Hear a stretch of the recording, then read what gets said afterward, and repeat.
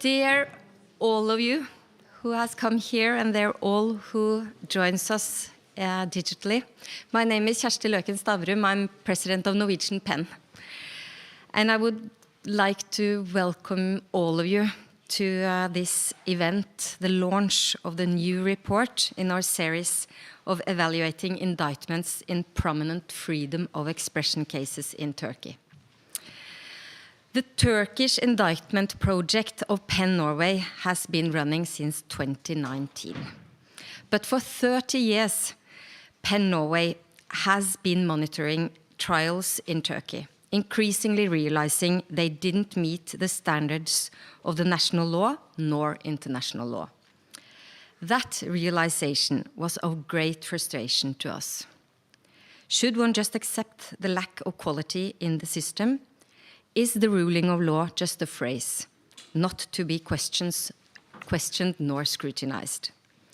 The idea came up, why not take the indictments of the cases we found the most important, those that are in the core of the question of freedom of speech, of democracy, and thus also to our greatest concern, and translate these indictments and bring them forward to prominent legal experts from different countries, and those of them including Norway, Austria, Netherlands, Italy, Turkey, and the United Kingdom, as well as academics and experts on the ground in Turkey, and ask them to study these indictments to see whether they met domestic and international standards. The first report was launched 2 years ago. None of the 12 indictments back then was cleared. None of them met with the standards one should expect of a country that is member of the European Council and adhere to the European Court of Justice. That is a problem not only to Turkish citizens and the Turkish judicial system, but to Europe and to the Europe system as well.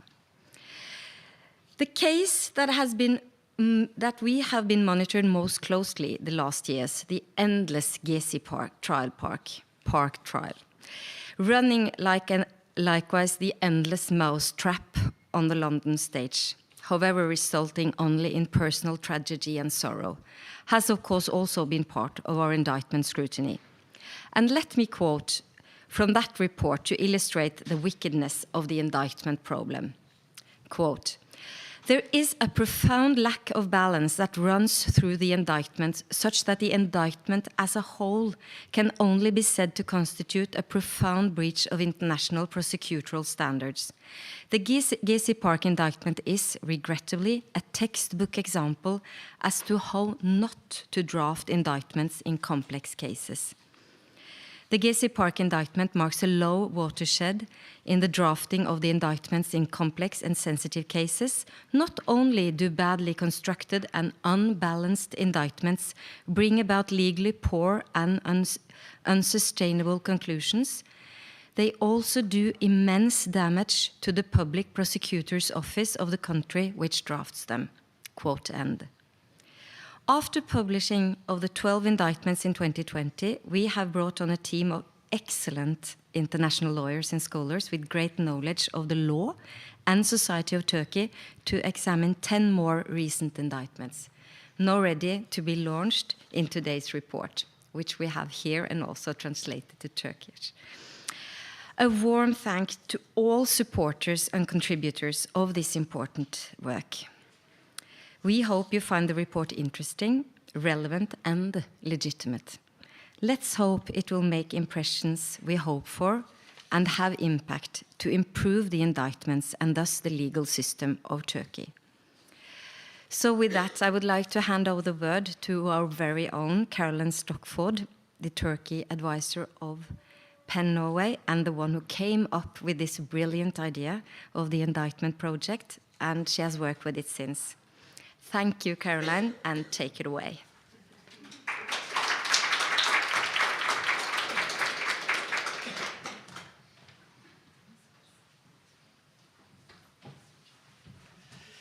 Good afternoon, friends, and thank you very much to the President of PEN Norway, Kjersti Løken-Stavrum, for a really comprehensive introduction. She's told you what we did and why we did it, and it's true, the PEN Norway has been studying cases in Turkey for many years. I'm not the first, sadly, trial monitor, but actually my hero, Eugene Shulgin, has been monitoring trials for many years in Turkey. He monitored over 200 human rights trials. But we were most concerned after 2016, after the attempted coup, when there was a huge crackdown on the media and on all dissenting voices in Turkey. We found that 185 media organisations were closed in 2018 alone. 53 newspapers, including local newspapers, were shut down.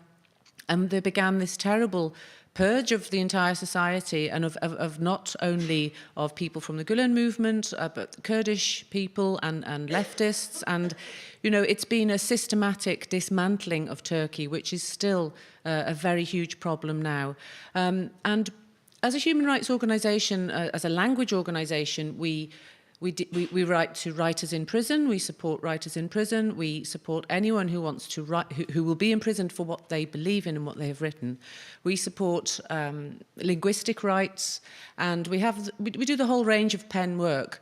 But most importantly, this time we teamed up with these amazing lawyers because there we are in the courtroom at Cumhuriyet. We're there again at Gezi 7 or 8 times. You know, I flew out 9 times in 2019 to Turkey for PEN Norway. We were there in solidarity with Osman and all the other defendants. And yet, you know, it's utterly heartbreaking that he's taken away again in the tunnel to the prison of 23,000 people in Silivri, even though there's a European court ruling in December 2019 to say he should be freed. And the scale of the injustice is so mind-boggling. We wanted somehow to record it all and to try and pin it down so that people could reflect on this in the future. So we said we would like our colleagues' indictments to be translated, as Kjersti was pointing out. And I will keep my introduction very short now because we do have some wonderful guests to speak. So I'll simply say that we're just very grateful indeed for this bringing together of our human rights passion and there's the scientific also passion of lawyers and the superb knowledge, especially of our colleague Ceren Uysel, who was an indictment report writer last year, and this year, I beg your pardon, in 2020.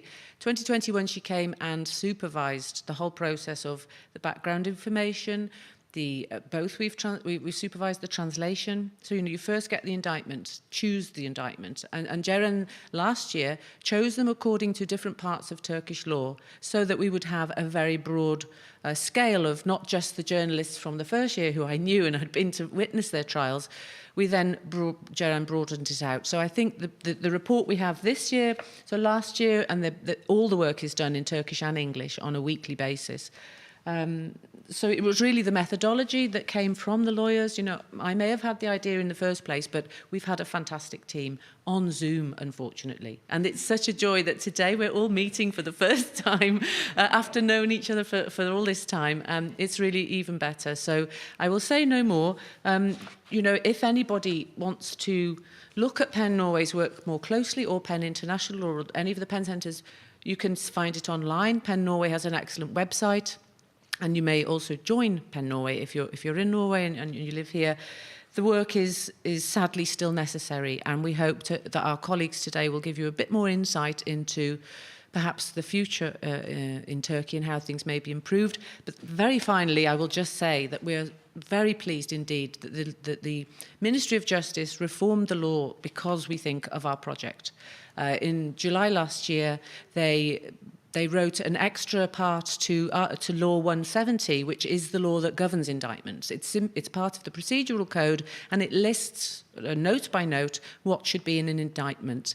And they added another line to say that there should be no evidence in the indictment that does not belong there, which you might think is quite logical. But obviously, a 700-page Gezi indictment, I think the lawyer Tony Fisher said earlier, 95% of the 400 pages against Can Dündar and Erdem Gül did not belong there. So that is a small step in the right direction, and we hope that training can be put in place and we all continue to work together to improve freedom of expression and the right to a fair trial in Turkey. Thank you.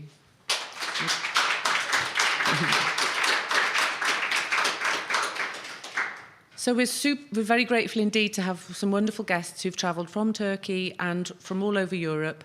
And firstly, we will start with Tora Pekin, who is a bit of a hero of ours. He's a wonderful human rights lawyer who has worked on the Cumhuriyet case, on multiple cases, on Gezi. You know, he's one of the best lawyers in Turkey, and I would like to give the floor to Tora Pekin.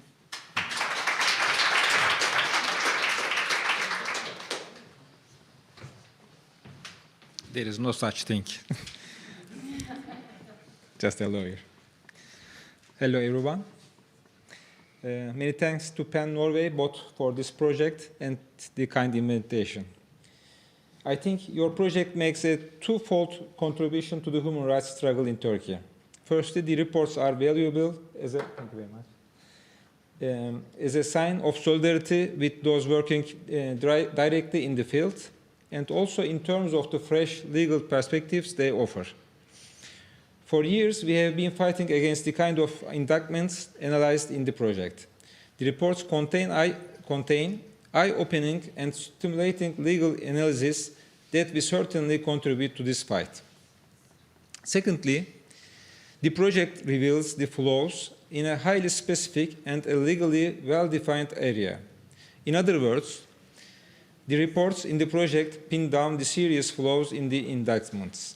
My hope is that these revelations will trigger a rethink among the legal authorities, causing them anxiety and bringing about positive change.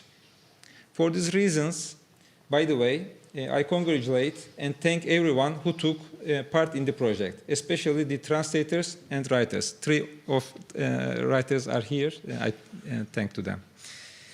Today I will try to paint a picture of the problem of freedom of expression, which has unfolded into a grave crisis in Turkey. I will briefly touch on the current state of the rule of the law, legal security, and the right to a fair trial. If you read the project reports, you must have seen how severe the judicial harassment against journalists has been. Dennis is here. You can also ask to him. Reports published by journalists can directly lead to lawsuits and even arrests. Or, for example, as in the case of Cumhuriyet, the newspaper's editorial policy became the justification for the imprisonment of all its managers and editors. Likewise, the 3 reports in the project, the Gezi case, Büyükada case, and Kavala Barki case, indictments, show how human rights defenders are also in danger. However, what is even more sad and frightening is the fact that these indictments stand as the few examples among many others against freedom of expression. Moreover, the project narrowed its scope and focused on the cases in which journalists and human rights defenders were accused. Despite the limited scope, the project team worked hard to select cases from a still large sample. As this has been the case, the citizens who have been prosecuted or arrested just because they tweeted or posted a few lines on Facebook remained out of sight. I am appalled by the sheer numbers. Starting from Erdogan's election as president in 2014 until 2020, the number of citizens who were investigated on charges of insulting the president is more than 160,000. More than...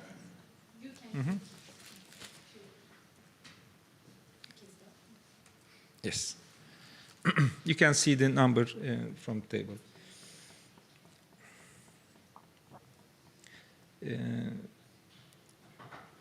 Yes, you will see the number. The investigation number is 160,000. Yes. More than 35,000 of these investigations have become criminal cases. Around 13,000 convictions were handed down. Around 12,000 convictions were ordered, but the execution of the sentences were suspended. In other words, 25,000 people were either fined or put under the threat of punishment.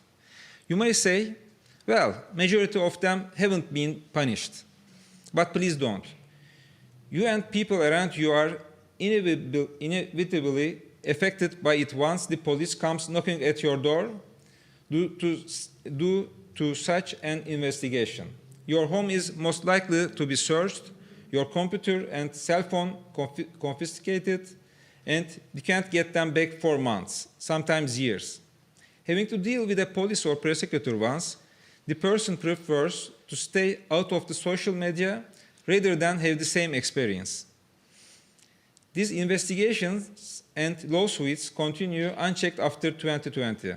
Tens of thousands of people have condemned themselves to silence, and for years this wave of fear has been spreading all over the society. Another allegation frequently faced by the citizen is the crime of insulting the Turkish nation, the state of the Republic of Turkey, the institutions and organs of the state. As the name suggests, it's a purely freedom of expression related offense that you could be charged with if you make a slightly harsher criticism against the state. You can see the numbers also from the table. To better understand what this means, let's take a look at the situation in freedom of assembly, a sub-branch of freedom of expression. If you join a demonstration, you can be easily accused of violating the law on meetings and demonstrations. You can see the numbers also from the table, and I thank for the tables the Lawyers for Justice. It is an organization in Istanbul, lawyer organization. A fact that is not properly accounted for in the numbers is that the meetings and demonstrations have been almost completely banned with the state of emergency declared after 15 July coup attempt. Indeed, even the smallest demonstrations have been dispersed by the police since 2016, and it has become almost impossible to exercise the right to protest. There is one exception.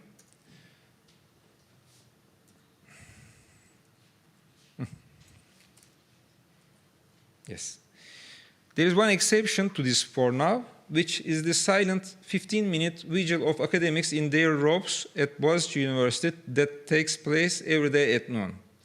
They have been holding this peaceful protest for over a year, but please don't think they are completely left in peace. An investigation against 16 of them, 16 professors, them is still underway at the Anti-Terrorism Office of the prosecutor. Also, some of the protesting professors have been sacked and are not even allowed to enter the university now. Worst of all, many students were prosecuted and 2 of them were imprisoned for months. Numerous disciplinary investigations are also ongoing.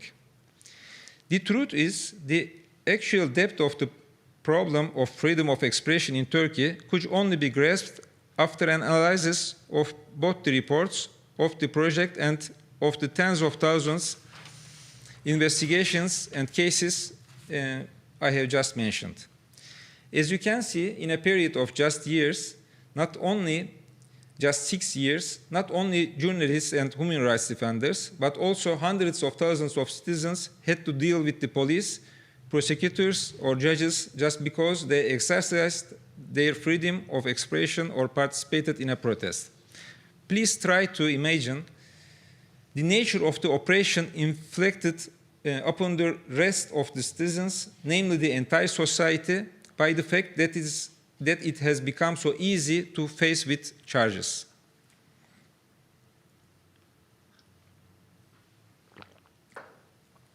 As a matter of fact, the political power wants to preserve and maintain its 20 years rule. So it chooses more lawsuits and prisons over more democracy. So who will protect the citizens?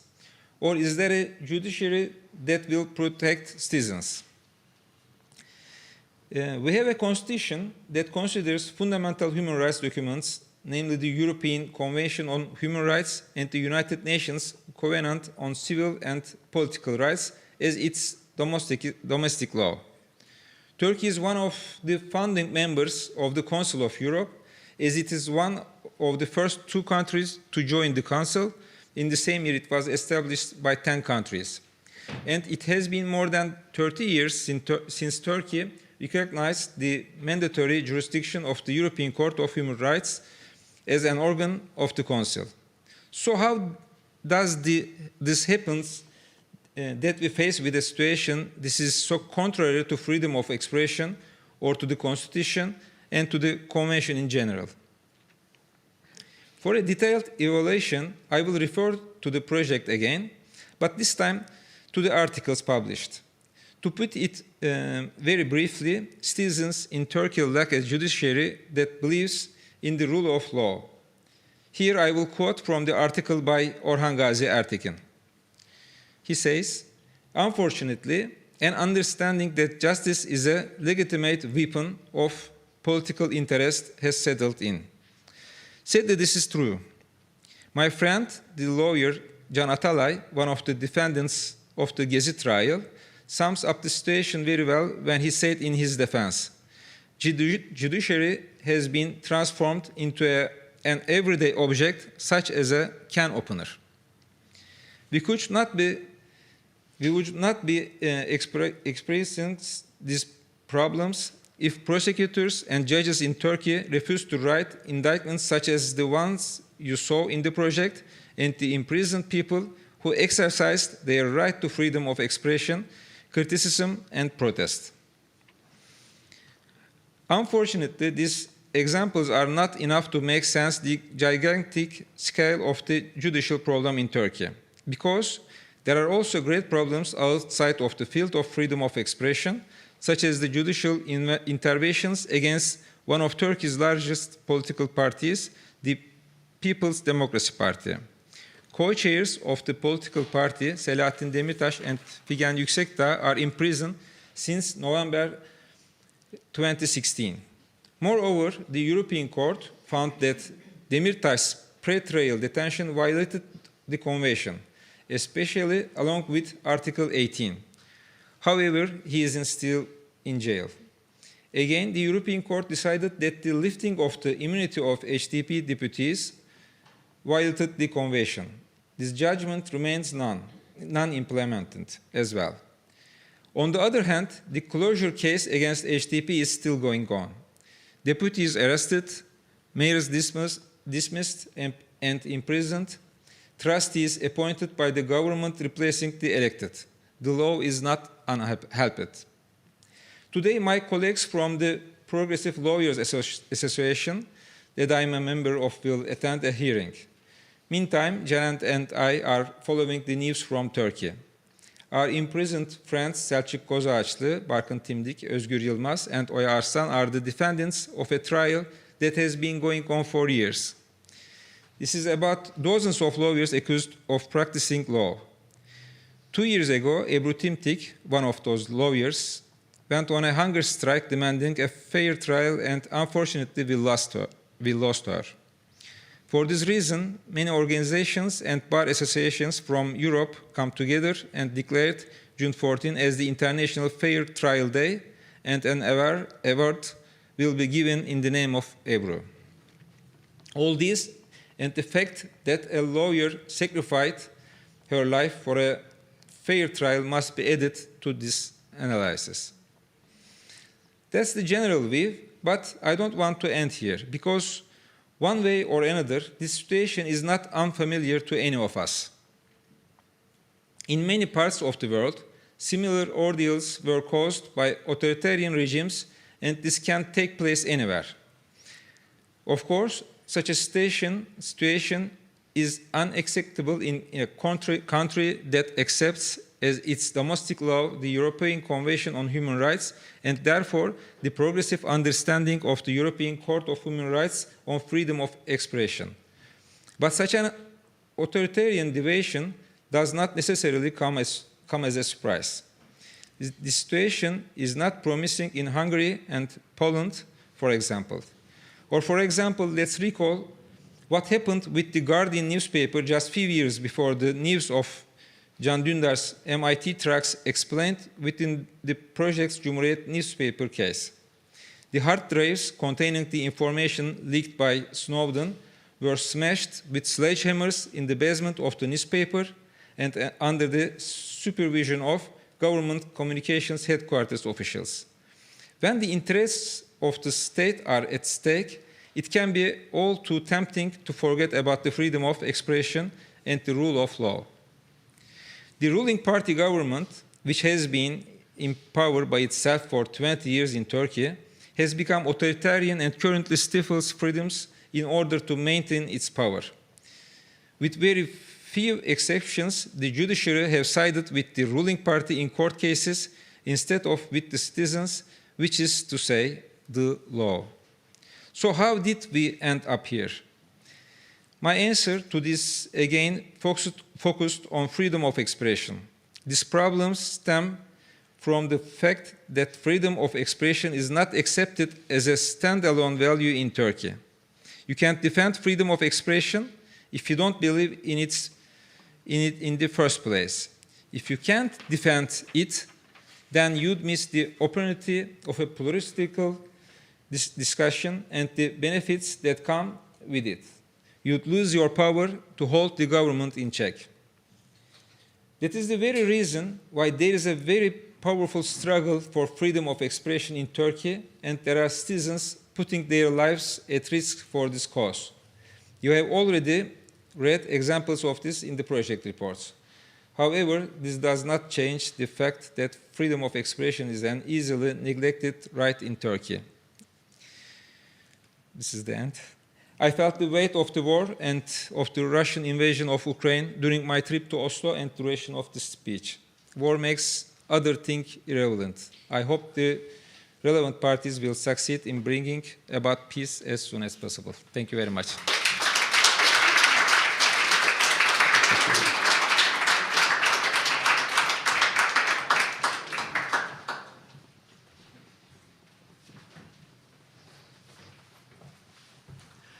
Thank you very much, Tora. And now we're going to welcome our two legal experts from Austria, Hannah and Clarissa. So Hannah Beck and Clarissa Fondi will take it in turns to talk about the indictments they studied. They worked with us for the last 2 years, over 2 years, and they represent the Vienna Forum for Human Rights and Democracy. And we'll start with Hannah Beck. Thank you.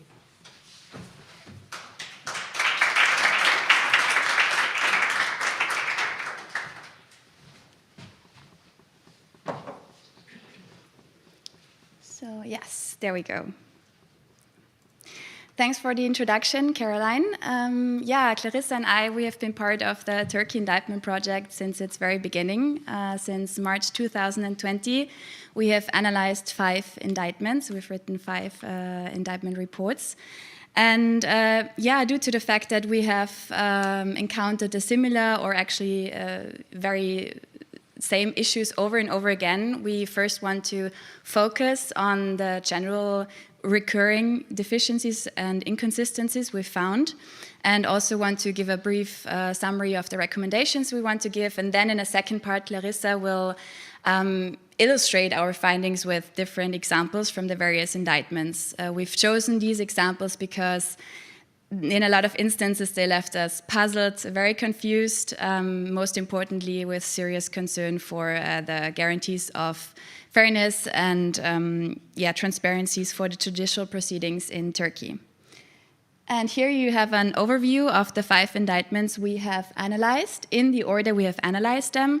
And we've given additional information about the date of issue of the indictment, as well as the alleged offenses. I'm not going to go into detail now, but rather focus on 4 common findings. First of all, in regards to the structure of the indictments. We have noticed the absence of headlines, of proper use of paragraphs, of chronology, especially when listing the evidence. We often got the overall impression that the indictments were rather carelessly been put together. There was no clear structure, and actually it was very hard for us to grasp the content and understand the allegations made against the defendants. I mean, there are complex issues at hand, of course, but that's even more important to present them in a coherent and very clear way.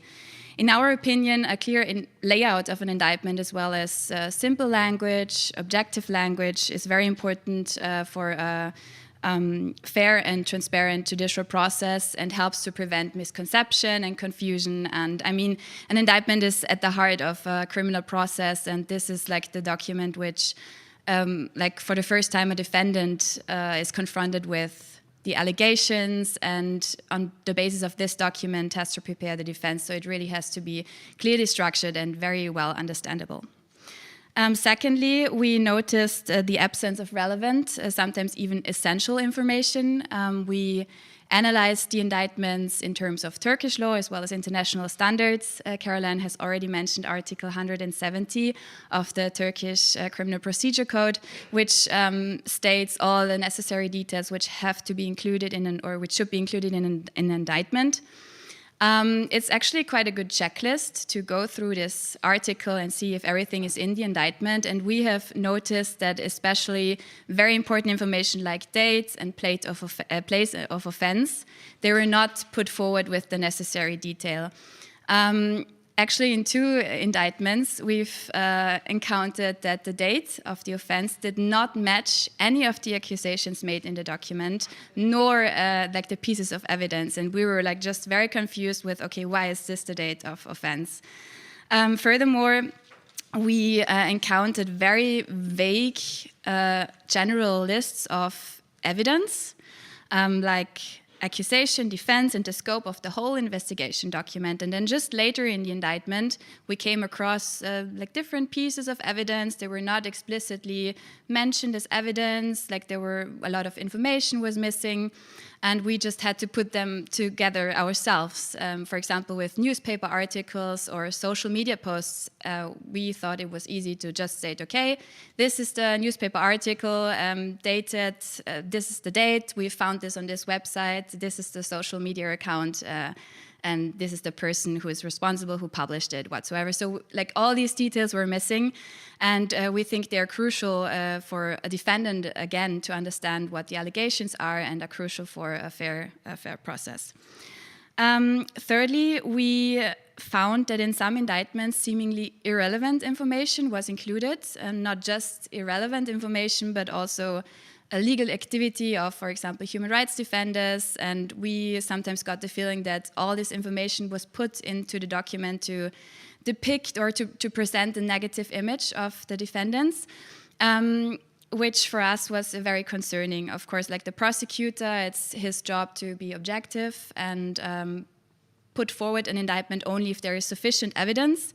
And in some cases, we got the feeling that like it was an extended list of evidence, and the indictment shouldn't have been brought forward in the first place.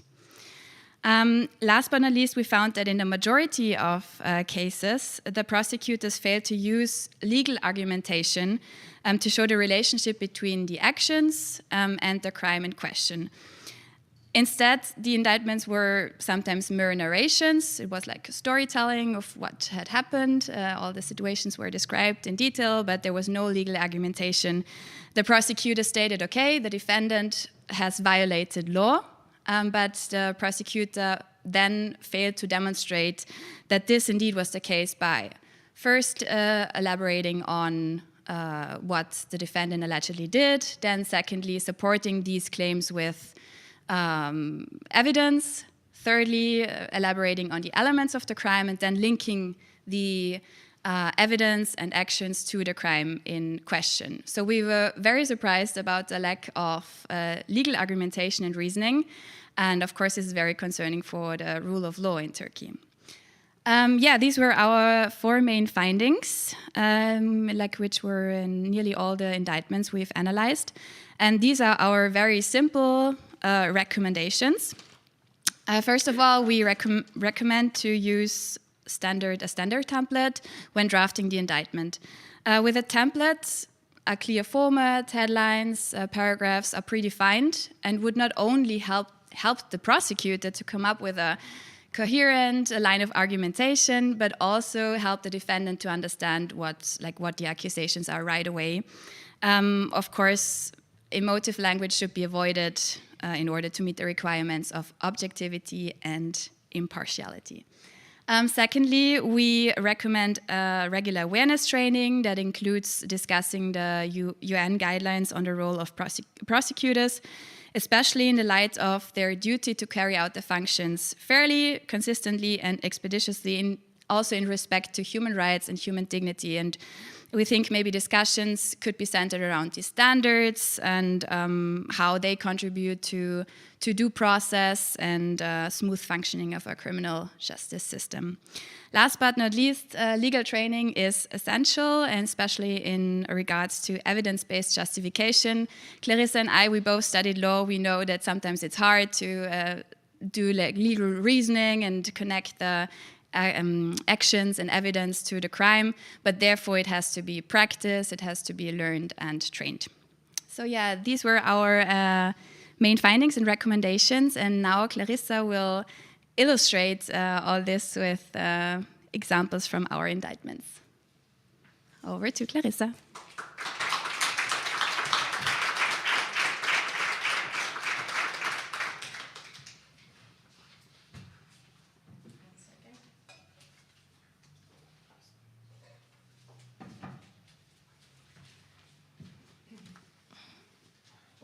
All right. Hello, everyone. And thank you, Hannah, for your great introduction. I'm not sure if that... all right, so you can see the 5 indictments we analyzed here. And I'll just jump right in to give you some examples and walk you through the issues we discovered in these indictments. Our first indictment was about Berzan Güneş. The defendant of this case has worked as editor and reporter for various news outlets. And the charges made against him in this indictment were based on his social media posts. This was within the context of a broader investigation into individuals who were accused at the time of making propaganda on social media in support of different Kurdish organizations, which were classified by the Turkish government as terrorist groups. The main issues we had with this indictment was the listed evidence. It essentially cites a vast number of social media posts, arguing that the defendant is linked to those profiles merely on the profile name. Those posts were partially dating back into 2014. As you can see, the indictment was issued in 2018. There was no continuous timeline, chronology, and even more problematic, some posts were not dated at all. But what raised the highest concern for us was that quite a few of those posts didn't have any context to the criminal investigations whatsoever. So other posts were merely reporting on events without sharing any opinion or taking a clear side. So we were really puzzled as to why they were included in a list of evidence to support the criminal charges. And looking at this long list of supposed evidence, it was clearly blown out of proportion. It partially did not match the context of the investigation, and then the prosecution failed to provide a legal argumentation, as Hannah has explained, to establish a connection between the evidence and the criminal charges. So this was missing completely. And apart from that, we noticed that the place and date of offense, as stated in the indictment's head section, did not correlate to any date of the vast majority, like of the vast posts that were included. We had a lot of dates in the indictments. None of them was the date that the supposed crime had been committed. So yeah, this is definitely an error that cannot happen in an indictment. This is the fundamental area to focus on. When did the crime happen? And if I have a bunch of dates there, one of that should be listed as at least a period of a period of time where the offense supposedly took place. The next indictment we analyzed was the Büyükada trial. Some of you probably heard of this, as it was a very high-profile case. It concerned the prosecution of 11 human rights activists. 2 of them were non-Turkish citizens, and 2 of them were both the chair and the director of Amnesty International Turkey.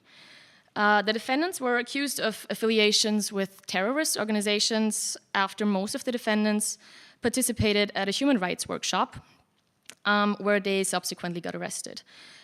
Just as a little background information, because it's important to have in the context of this indictment, the defendants were denied access to the lawyers for more than 24 hours. Nobody was informed of their whereabouts after the arrest initially. And soon after, there was a brutal media campaign against them, which contained pieces of information that could have only been provided by somebody involved in the investigation at the time. So looking at the indictment that got issued at the end of this investigation phase, we were once again confused about the lack of legal argumentation to establish any incriminating context of this human rights workshop. To illustrate this, I will give a few specific examples from this indictment. So first of all, the indictment repeatedly referred to this workshop as a secret workshop. Fact is, it was publicly organized by a network of human rights organizations in Turkey. It was beforehand widely covered, even in pro-government press. So it was not a secret workshop. We're not sure why it is repeatedly referred to as a secret workshop throughout the indictment. Another phrasing we found was the indictment described the workshop, and I quote the translation, as organized meetings and activities in order to generate movements that would give rise to social chaos. Fact is, the event was held in a publicly accessible hotel. The actual workshop took place in a glass-structured room next to the public areas of the hotel. And the participants were directly visible. So through the open door of the seminar room, anybody could overhear their discussions. This does not go in line with the insinuation that this was some sort of underground secret meeting with the sole purpose of causing so-called social chaos. Then, for the more specific accusations, some of the defendants were charged only based on so-called communications. So these communications allegedly took place with other people who were at the time under investigation, so note, not necessarily convicted, under investigation for potential connections to terrorist organizations. So this is quite far-stretched to investigate somebody on the potential connection to a terrorist organization solely based on them having contact with another person who is supposedly maybe being investigated for a connection. So this was quite concerning for us, of course. And yeah, it essentially suggests guilt by association. And this is legally not substantial enough to be included in an indictment's list of evidence. Then there were supposedly incriminating bank accounts, bank transfer mentioned, notably without any proof or so much as an explanation as to how they were even suggesting these bank transfers to be incriminating. They were just mentioned without context. Then there's the topic of the phone application called Bilog. This was one of the largest issues in this indictment. Bilog is an encrypted messaging app that the Turkish government claims was used by the Gülen movement to communicate with each other. Though the government system of identifying Bilog users was known to be flawed. So many of the defendants were charged because allegedly either they were using the app or, and that was the concerning part, or the most concerning part, having contact with somebody using the app. So now, first of all, an internationally available and widely downloaded app cannot be a criminal activity. But more so, to simply know somebody who possesses or uses the app is certainly not sufficient for any criminal charges. So to summarize, this indictment failed to provide adequate evidence linking the workshop to any illegal activity. Our third indictment that we analyzed was a case against 3 journalists who published governmental critical articles and were, as a consequence, charged with the crime of insulting the president. So I'm not going to comment on the internationally broadly acknowledged issue with criminalizing insulting the president. However, we were quite concerned with the scope of interpretation that the prosecutor used here for the definition of insult and what counts as insult, which ties over to the second point that we were concerned with in this indictment, freedom of expression, and particularly free press. We positively noted that the indictment included a general analysis of freedom of expression, but then the prosecutor seems to drift from the actual understanding of free press, and in particularly what it means to have objectivity within journalistic work. So at this point, I'd like to cite again to give you an understanding. The prosecutor writes, translated, The press should objectively perform its function. If the news article has any unnecessary or non-beneficial statement, depiction, or assessment, or has a provocative style which is not appropriate for the content, has a style that causes the feeling of hostility or skepticism, chooses words that are insulting, degrading, or offending, the balance between the content and the expression would be harmed, and the piece of news or article in question would be contrary to the law. That was a citation of the prosecutor's analysis and interpretation of freedom of expression. Freedom of expression is protected under Article 10 of the European Convention of Human Rights. Turkey is party to this convention, therefore making it a legally binding instrument of international law for Turkey.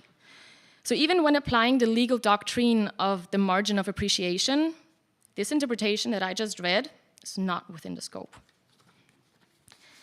The next indictment, the fourth indictment you can see here, was about the Özgür Gundam Raid. Subject of this report was 22 journalists after they were arrested during a police raid of a newspaper office. Some of the arrested made complaints against the police officers in charge, accusing them of insult and excessive use of force. Some of the police officers filed then counter-complaints, accusing the journalists of insult and prevention of public duty.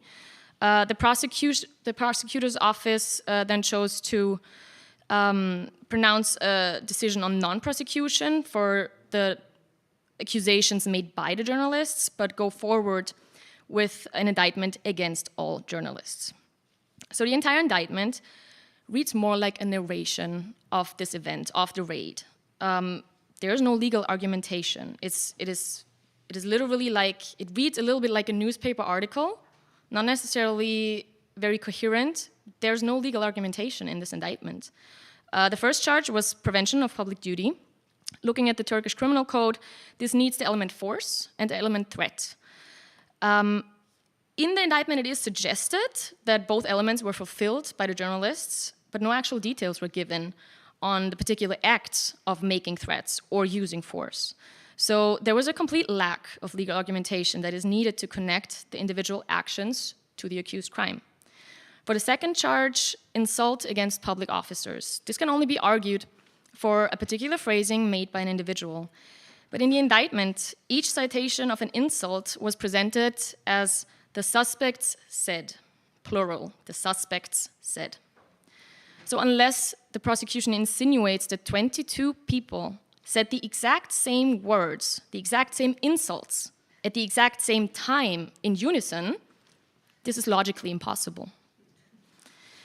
Our last indictment about another journalist being charged with insulting the president. So this indictment was very short, and essentially it did not even include so much as an attempt of legal argumentation whatsoever. What was interesting here was that during the court hearing, the court ruled to acquit the defendant. After the prosecutor himself, mind you, this is not the same prosecutor in the court hearing as the prosecutor that filed the indictment.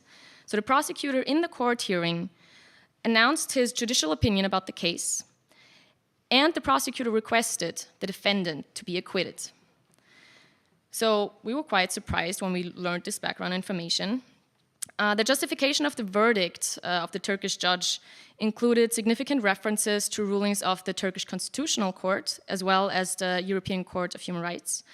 In the verdict, the Turkish judge also clarified that the newspaper articles on the investigations did not include any incriminating insult, and they were merely political criticism, justified political criticism. This is really a beautifully argued verdict, but it was a quite unusual course of events, particularly when looking at the indictment, because it raises the question whether this case should have even been indicted in the first place, or should it have been closed after the investigation phase, as there was no sufficient evidence. So circling back to the main findings discussed previously by my colleague, these specific examples I just given you confirmed all our initial concerns, and we found just recurring issues over and over again, a consistent lack of properly linking evidence to crime. And we think that this could be solved by recommending the Turkish authorities to really honor the presumption of innocence, really understand what that means, and respecting freedom of expression. Thank you.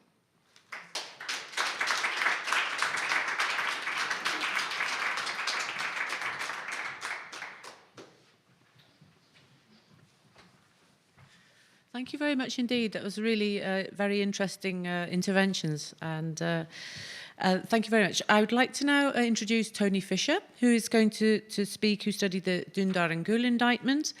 Tony is a very experienced lawyer who has worked on a lot of Kurdish and Turkish cases from the 1980s onwards. He's also the former chair of the Human Rights Committee of the Law Society of England and Wales, and he's on a new and exciting committee that has been established by the Council of Europe, which is the Committee of Experts for Protection of Lawyers. So there we are, Tony Fisher. Thank you.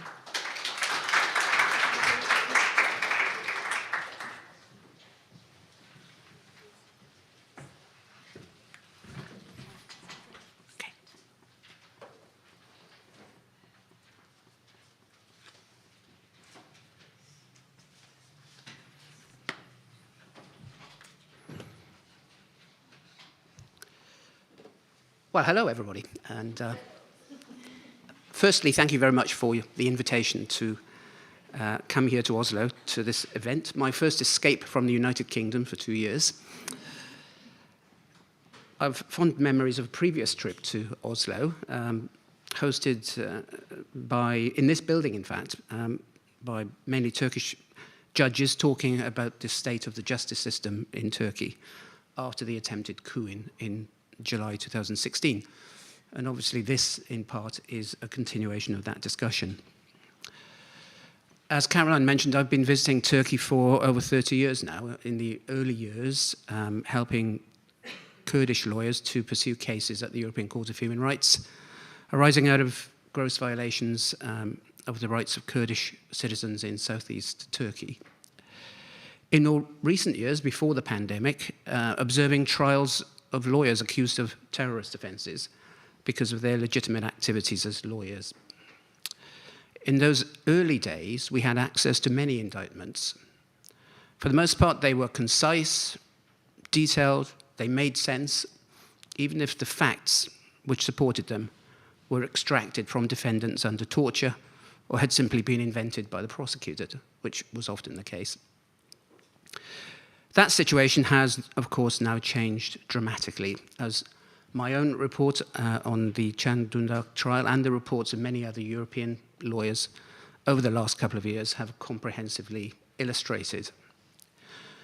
Whatever playbook the prosecutors are working from, it needs a complete overhaul. In Can Dündar's case, the only facts on which the prosecutions rested were the publication of 2 articles alleging, in essence, that the Turkish intelligence services were assisting rebels in Syria by shipping weapons to them. And that information had been in the public domain for over 15 months at the time that those publications took place. As many of you know, Can Dündar is a renowned journalist from Turkey. He's been a respected independent commentator for the last 40 years, working for several newspapers and magazines in Turkey, produced TV documentaries, focusing particularly on modern history of the Republic of Turkey and cultural anthropology. He worked as an anchorman for several news channels. In May 2015, as Tora will know, he was the editor-in-chief of the daily Cumhuriyet newspaper. And on the 29th of May, he published an article in Cumhuriyet entitled, "Here are the weapons Erdogan claims do not exist," alleging that Turkey's national intelligence organization had been delivering arms to rebels in Syria. They also published a video and photos supporting that claim, and there was a follow-up article in June from his colleague Erdem Gül, who wrote another article concerning the same issue and supporting the same claim. It was many months before, in November 2015, both men were arrested and held in pre-trial detention on charges, a very familiar charge in Turkey, of willingly aiding an armed terrorist organization without being a member of it. They applied to the Constitutional Court in Turkey, demanding to be released on the grounds that their pre-trial arrest was unconstitutional and that their lawyers had been unable to examine their files. Relying on the case law of the European Court of Human Rights, they argued that Turkey had violated the right of freedom of expression and the right to a fair trial. They were held in the infamous Silivri prison for 92 days until the Constitutional Court did rule in their favour on the 25th of February 2016, recognising that their rights to personal liberty and security, together with their rights to freedom of expression, were infringed under Turkey's own constitution. In essence, the court found that there were insufficient facts to warrant arrest and detention on the charges which they were charged with. You'd think that would be the end of it if the Constitutional Court presents a very strong judgment, a very clear judgment in that way.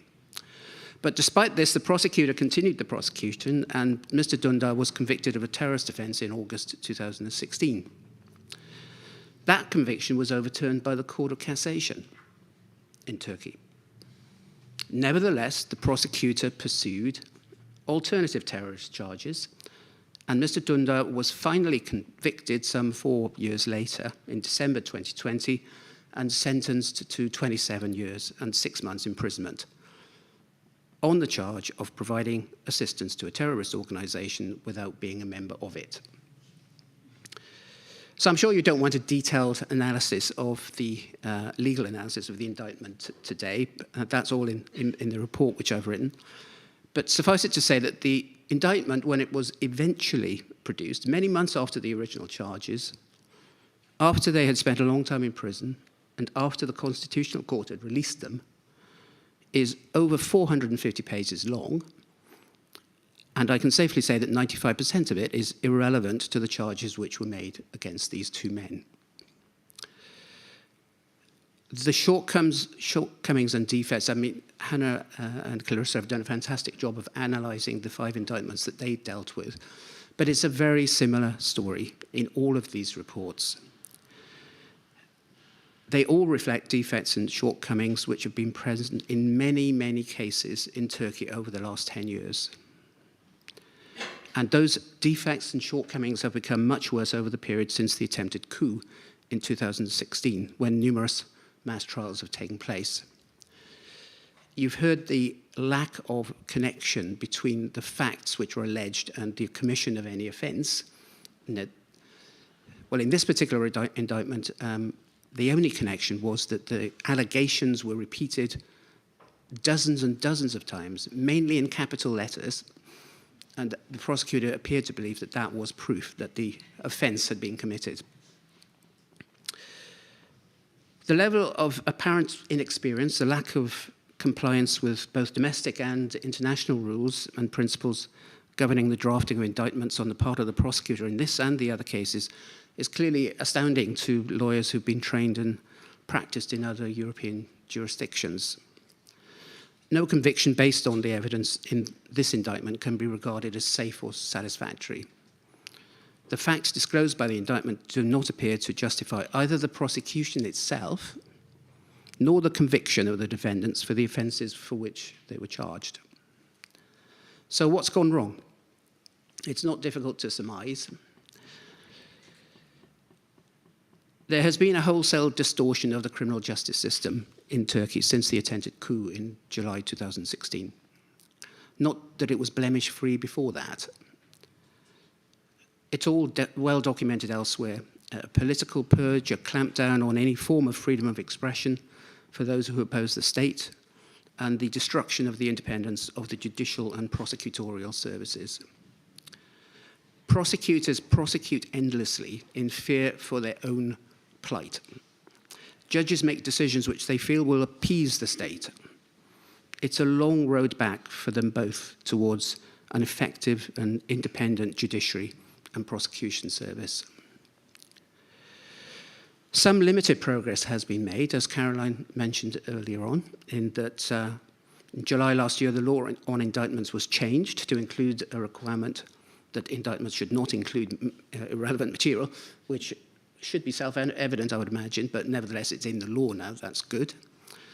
It's something, but in truth, it's not much. The reality may be that there will not be any significant change until the political oppression which journalists and judges and prosecutors and lawyers suffer is eased. And that will probably require a new political will in Turkey. Whether or not that is coming is something for us all to speculate about. For now, though, I, and I'm sure all of the other lawyers who've been involved in this project, hope that we've made some small contribution towards shining a spotlight on the injustices which are being perpetrated against people like Can Dündar, which we hope will be a positive force for change. On the 14th of June last year, as Tora mentioned, the first International Fair Trial Day took place, drawing together lawyers, bar associations, and human rights organizations from across the world to focus on the increasingly challenged situation concerning fair trial rights in Turkey. At the end of that event, a joint statement was made by over 90 bar associations, associations of judges, NGOs, and other human rights organizations, calling on Turkey to implement a range of measures to address failings in the judicial system. These included calls to guarantee and respect the principle of the presumption of innocence in all criminal investigations and prosecutions, and a demand to ensure that the rights to fair trial embodied in Article 6 of the European Convention on Human Rights and Article 14 of the International Covenant for Civil and Political Rights are respected in all criminal prosecutions in Turkey's criminal courts at all levels.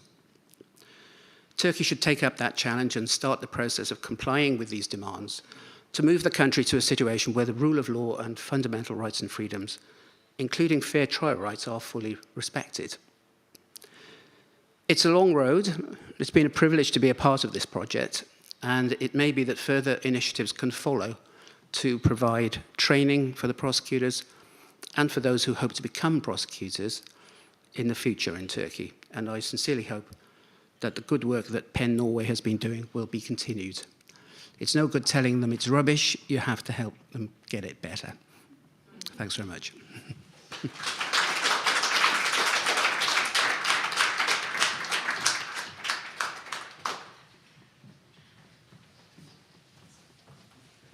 Thank you very much indeed, Tony, and to all our speakers. We're now going to have a 15-minute break, so we'd like to please help yourselves to refreshments at the back of the room. But just before we do, could I ask the four speakers to stand up, please, for another round of applause and a small gift. Hannah Beck, Clarissa Campbell.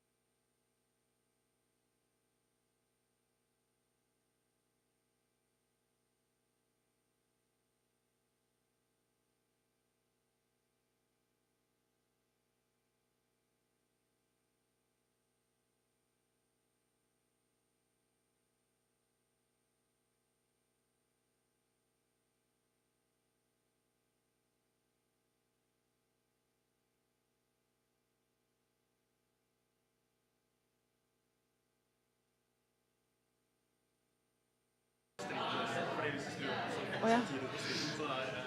Hi there, we're going to start. Please have a seat.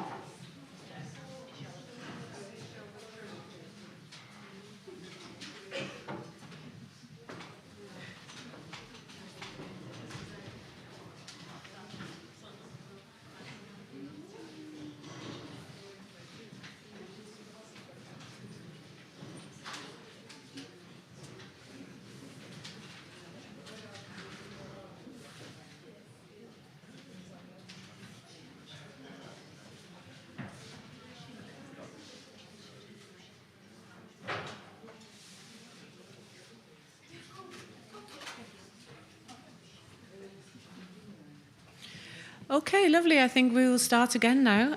Thanks for your attention so far. So now we'll move on to our panel conversation, which will be chaired by Sherife Ceren Uysal. The panel conversation will the title of it is The Fight for the Right of Freedom of Expression, the Case of Journalists, Lawyers and Students in Turkey Today.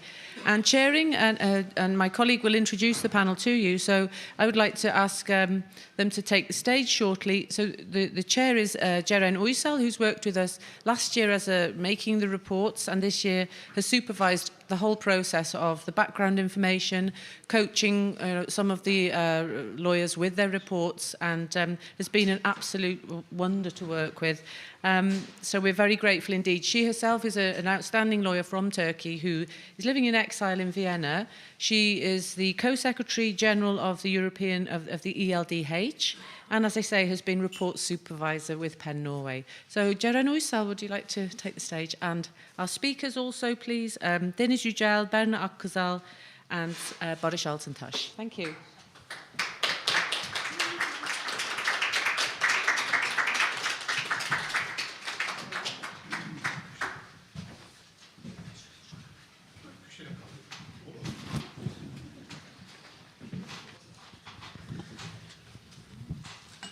So first of all, welcome everyone once again. After the first interventions, I should say that I'm very proud that we proved the lawyers we are not always the boring people. We know how to discuss the legal issues in a way which we can, make fun. And Turkey gives us the potential reasons for having fun, unfortunately. So we have amazing guests today. Who knows many details about the problems and working in the field. So I would like to start with Barış Altıntaş. And, Barış is a journalist from Istanbul, and she is a co-founder and currently co-director of the Media and Law Studies Association. And she is also a founding board member of Balkan Network of Science Journalists. And Barış, it would be great if you can describe us the general situation of journalism in Turkey. What kind of problems are you dealing with? Can you guys hear me? Okay, all right. Thank you, Ceren, for the nice introduction. And yes, my name is Barış. It was a very good introduction. I don't have anything to add. Just a bit about our Media and Law Studies Association. What we do is our main work is actually giving pro bono support to journalists. So we've been very actively, involved with, other lawyers like Tony Fisher and Caroline, or these, indictment projects and many other organizations.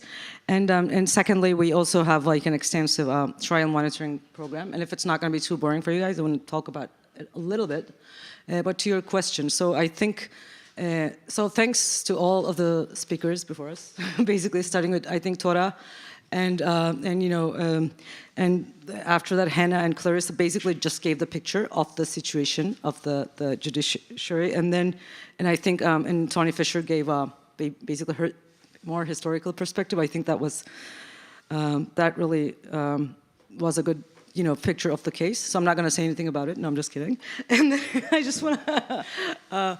I think the number one problem of journalism, well, not I think, is obviously and very objectively the absolute lack of rule of law. But I want to basically emphasize that, and also again, circling back to what Tony Fisher said earlier about, it wasn't perfect before the coup attempt. But I also want to make an addition. It wasn't perfect before the AKP or whatever. I just want to really underline that Turkey has always had this problem of a very fragmented, divided judiciary, always controlled by whoever is in power, which is not always necessarily the government. Why I'm saying is I think it's important that if you don't have absolute respect for an independent judiciary, this is where you might end up at any time. I think Turkey is a good example of that. But coming back, I think we have coming back to today. So you heard about the indictments, and I'm really grateful to PEN Norway for these indictments, and I'm going to say why.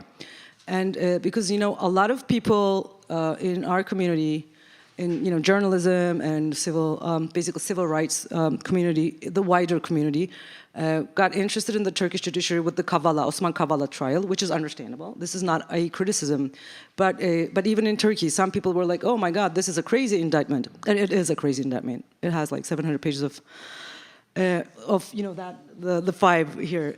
But I'm really glad that, and for some of us, it was especially for justice reporters who were following trials of journalists or academics or other free speech or activists since 2016.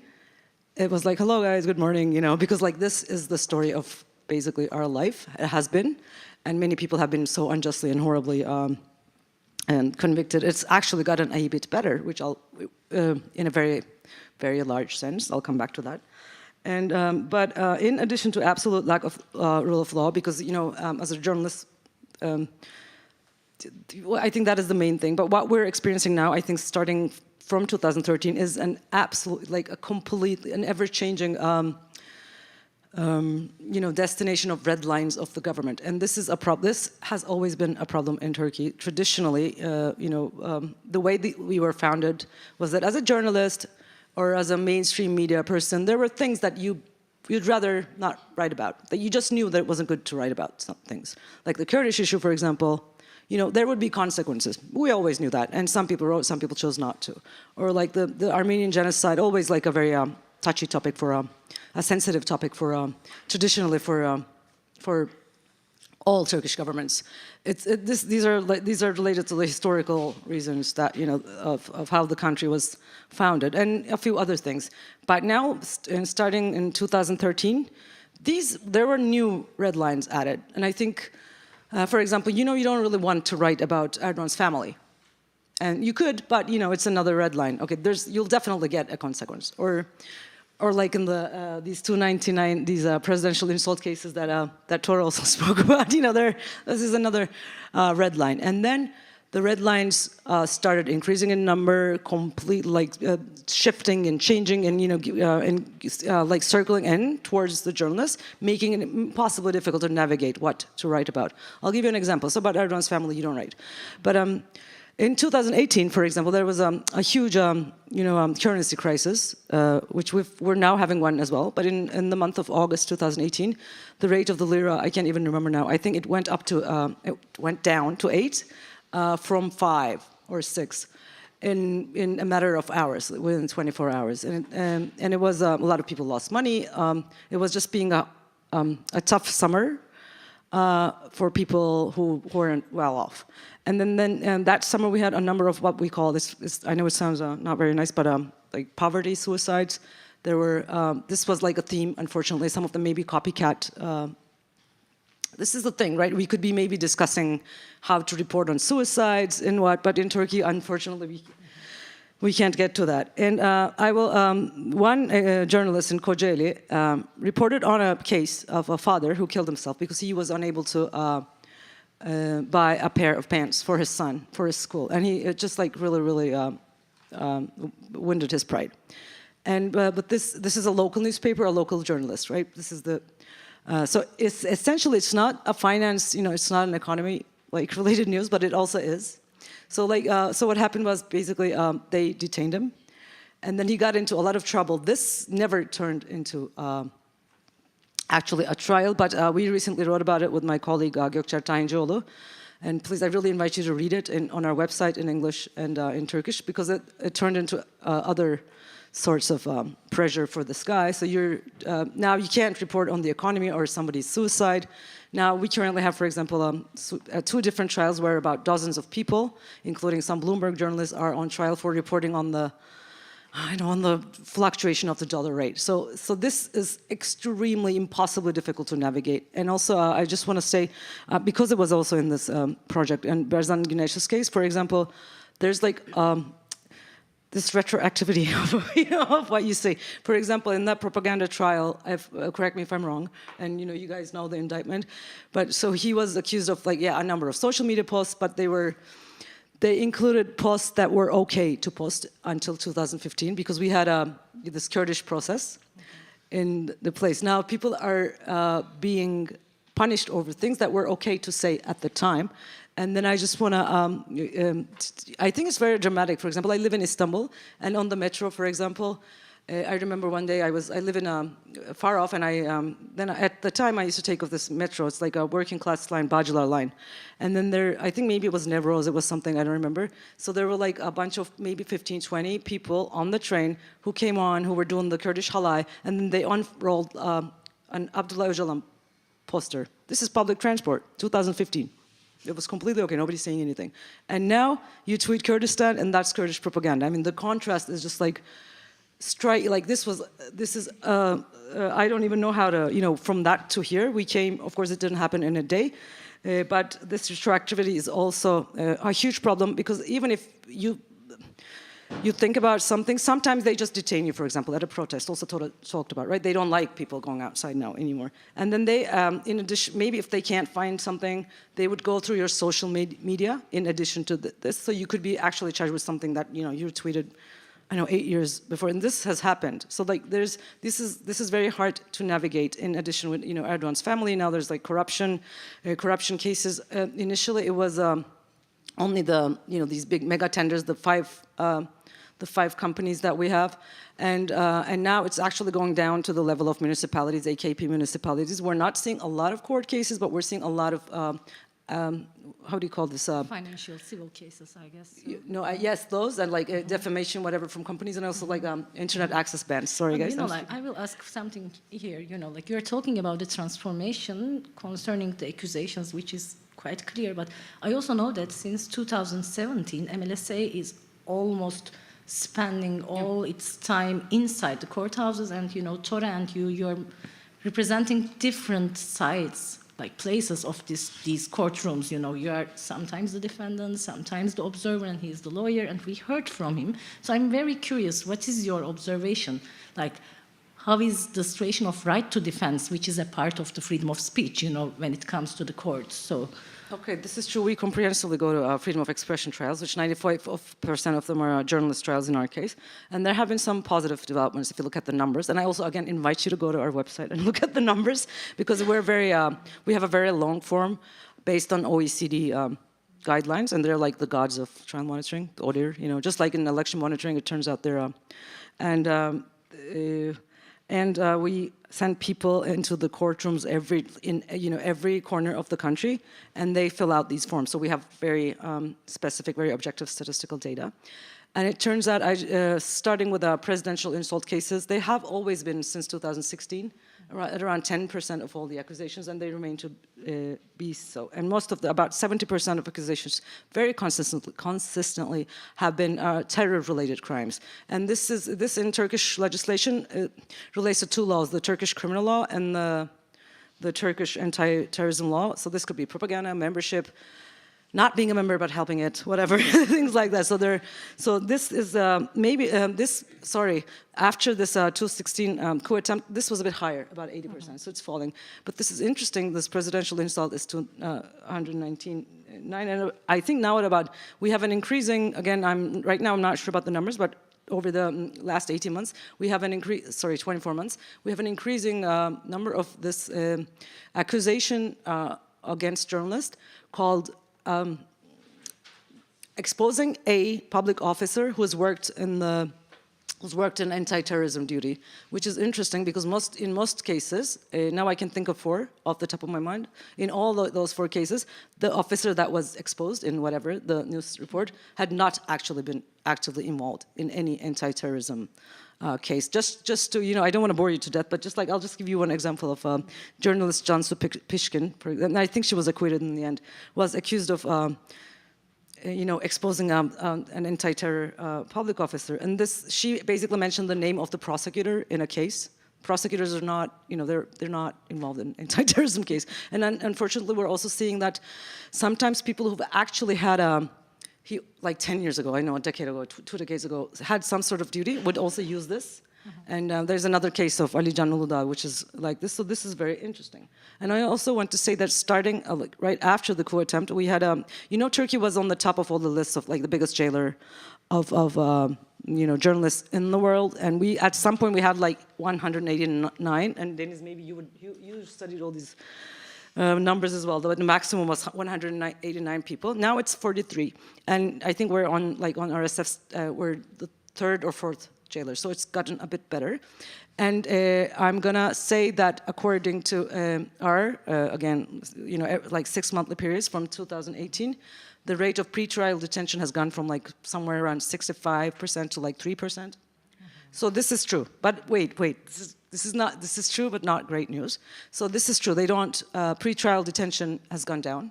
And like one last example I can give you, maybe some of you guys know this case, and last year, or the year before, because of COVID, I might be getting this wrong. 6 journalists were imprisoned for, basically detained initially for reporting on like a horrendous torture case, horrendous torture of civilians in a village in Van. And they were accused of membership in a terrorism. And one of these people, these civilians who were tortured by gendarmerie officials, died. And the other one had horrible health issues. And then basically, if it wasn't for these people in Van, it's Çatak region, it's like the rural area of Van, we would have never heard about this case. And This is the part that I really want to come. Like, do you also observe differences between the behaviors of judges who are working, for instance, in Istanbul or in Van or somewhere else? So, like this is quite significant because we believe that there might be a geographical application of the judiciary too. So yes, then we have also documented this as well. This is very clear in terms of like the quality of the rooms, the way the judges talk, in terms of observers, there's a difference. But just one last word about the one case. So these people were detained and then they were kept in prison for like 3 months until the first hearing, and then they were released. From 2016 and 2018, think of the Cumhuriyet case, like, nobody was released. For days, years, people. So now they release them. This is true. And this happened after like a reform in 2019. But this is not a good thing because most of them will be convicted and will go back to prison after those convictions. And secondly, all of these trials are trials that they shouldn't, like we can't thank people for not jailing people for crimes that don't exist. So most of them are, like I think these were perfect examples, just like the case. And about the difference, I can give you like, yes, they are very different in the Kurdish cities. Even as observers, I think, and Caroline, you also been in Berzan Güneş's trial.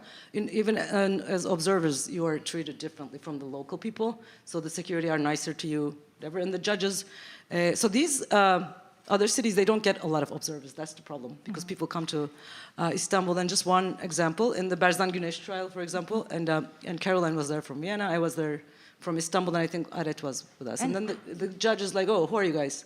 And we said, oh, we're from Istanbul. She's like, and like, I think this is... And he was super nice.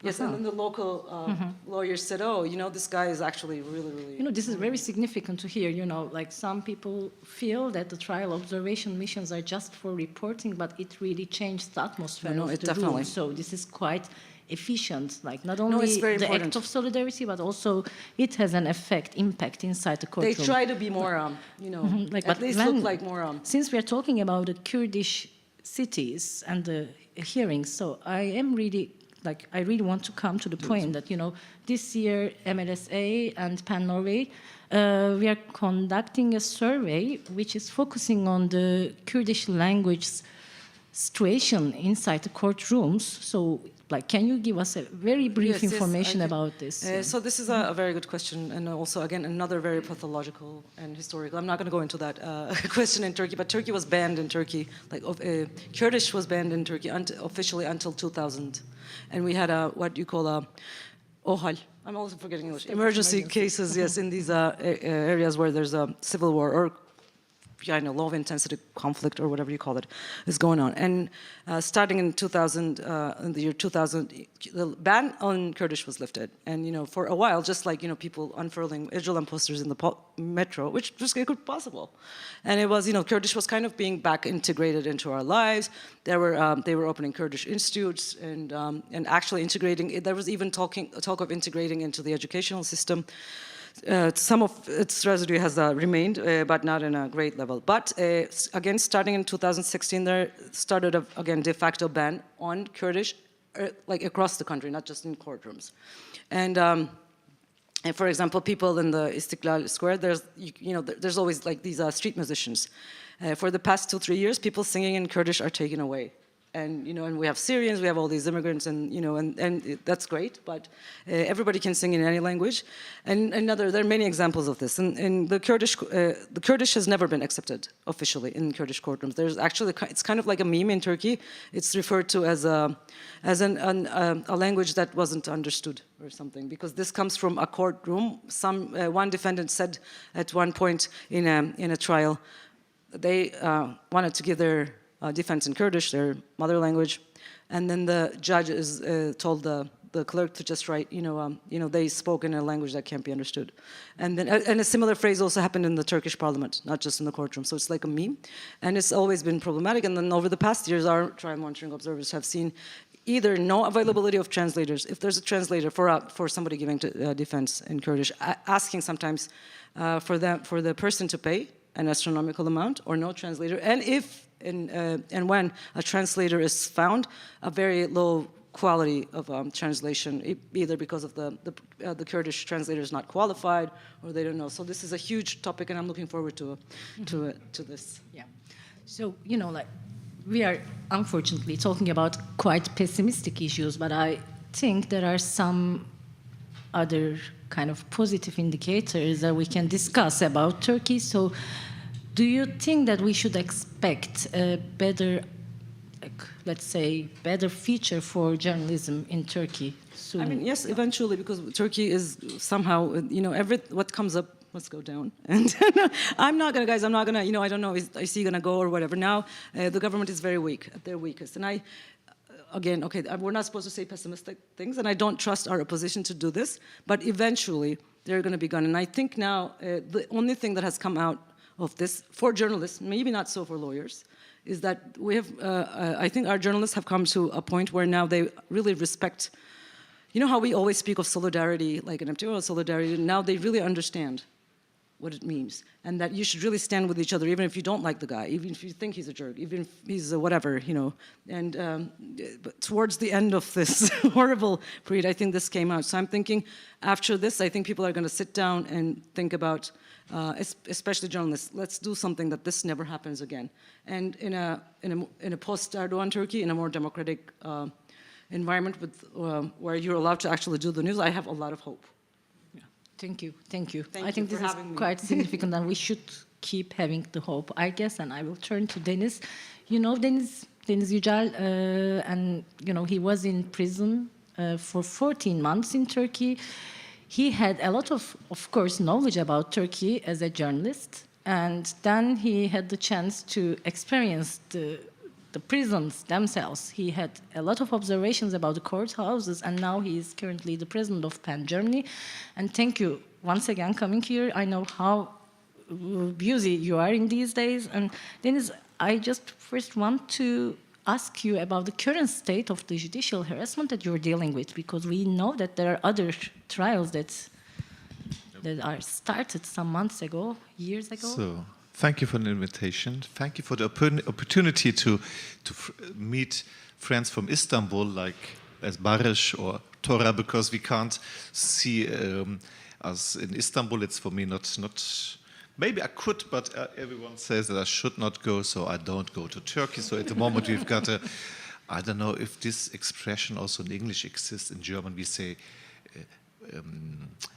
Fernbeziehung, distance relationship between Turkey and me. And these trials, as you said, are ongoing. It was at the beginning, it was one trial, now it is 3. In Turkish, I would say kazan doğurdu. That's a joke. I'm sorry, I can't explain that in English.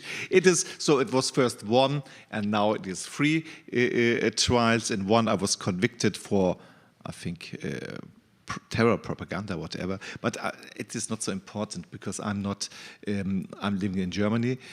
After I was released, it was a condition of Turkish President Tayyip Erdogan himself and the negotiations between the German Foreign Minister of that time, Sigmar Gabriel. He said, "Okay, at the end, I will release him, but he has to go immediately." Directly. So at the end, he very sick of me and kicked me out of the country. And I think it's not such a bad success to be that your kidnappers are so. And he never spoke about me against.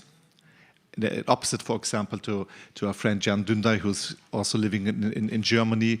He's still, even for a few years before he came to Germany and want to be friendly, but even at the dinner, with the dinner speech with the German president, he said, "Yes, we are friends," and talking about German-Turkish friendship. But at one time he said, "But you have to give us Can Dündar." My case is different because I'm the only one who Erdogan ever said in public, "As long as I am president, that guy won't be released." So that's the reason why he have never spoken about me again after my release. But as I say, in some way I'm unhappy that I can't go to Turkey, but in another way, I have to say, yes, I'm lucky that I'm living in Germany. So that cases are not so important for me, even if he convicted me or not. So one trial, more trials, it doesn't matter. Okay, then you're now in Germany, and when you look at Turkey, how do you see the situation of freedom of speech there? What are the comments about the way how your colleagues in Turkey are working? How the picture, I think not so good, but maybe. As I said, I don't live in Turkey for 4 years now, so as the guests coming from Turkey, I think we are more qualified to speak about the current situation than me because I'm outside. But maybe I can say, if it's okay for you, something else. See Barish with the Ukraine button, and I think that the main, if you would have not organized this panel a month before, you would say now it is maybe not a good days to speak about Turkey, because all of us we are more caring for the situation in Ukraine, the war against Ukraine. So maybe I can talk in this sentence about some thesis about autocratic regimes and the modern autocratic regimes, which are, I think it's important to see that they are different also from traditional dictatorships. And one of the things, or let me say it like this, there's a famous sentence that I now translate from German to English, but I'm sure you know that. Happy families are similar. Unhappy families are suffering on their own way. It is from Tolstoy, from the beginning of Anna Karenina. And if you ask if it's okay to give references for Russian culture, I would say, of course. We had, I don't know if you have this discussion in Norway. We had this discussion in Germany. What's about, it is now necessary to boycott Russian culture, to boycott Russian artists, writers, whatever. And as PEN, we made a press declaration in which we wrote, the enemy is Putin, not Pushkin. So let's return to the common things between because I think maybe if you talk about states, it's different than Tolstoy's sentence about families. I think maybe it is democratic countries or liberal countries are democratic in their own way, but autocratic countries are similar. So one of the things that we have common is we are funny.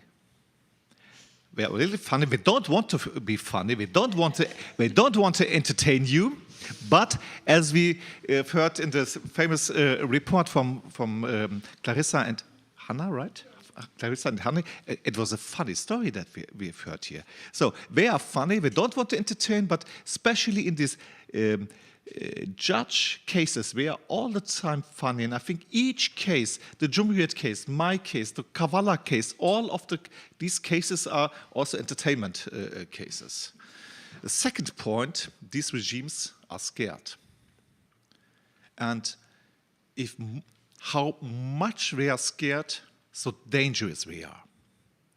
And we are scared, of course, one of the things we are scared of is freedom of expression. We've heard the issue of freedom of expression here a lot, so that's why I want to add something. The important part of freedom of expression is not only to say to have an opinion, to criticize. I disagree with Erdogan, Putin, whoever.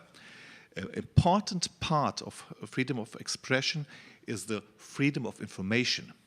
So I'm a journalist. I'm not a